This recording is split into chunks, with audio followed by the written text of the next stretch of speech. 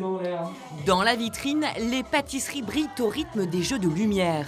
Pour la 11e date de sa tournée française, DJ Gamon a mis le feu aux platines. Contacté par cette boulangerie, c'est sa première représentation dans les Hauts-de-France. L'occasion selon lui de reconnecter les habitants à leur commerce de proximité. La plupart du temps, je positionne mes platines à côté de la caisse centrale. Donc ils arrivent dans la boulangerie et ils me voient aux platines. Donc déjà, peut-être qu'ils sont dans un rêve, mais non, c'est vraiment la réalité. Il y a l'aspect effectivement surprenant dans l'animation insolite. Et moi, j'ai vu des personnes acheter leurs baguettes et finalement remportant en dansant. Donc c'est génial, vraiment. Une après-midi festive où les clients venus en nombre se sont prêtés au jeu. Et c'est à l'unanimité qu'ils saluent l'initiative de leur boulanger. Ça peut les faire connaître déjà, donc ça c'est plutôt pas mal. Donc, parce que c'est une bonne boulangerie, c'est des bons boulangers, c'est des super gérants. C'est bien parce que ça met de la joie, ça met du rythme. On en a besoin.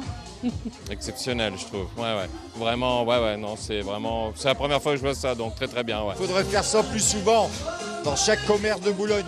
Parce que maintenant, à chaque angle de rue, les commerces ils sont fermés. Ça c'est bien, ça fait vivre les petits commerçants. Une animation qui se veut également solidaire puisqu'elle vise à récolter des fonds pour permettre à Sarah, adulte handicapée et sœur de la gérante, d'avoir une maison adaptée. On vend des baguettes à 1 €, on a pris des prix cassés toute la journée. On a fait une gamme d'éclairs qui est à 3 € avec 13 goûts différents. On l'a préparé vraiment en 2 semaines. Il y a un élan de générosité incroyable.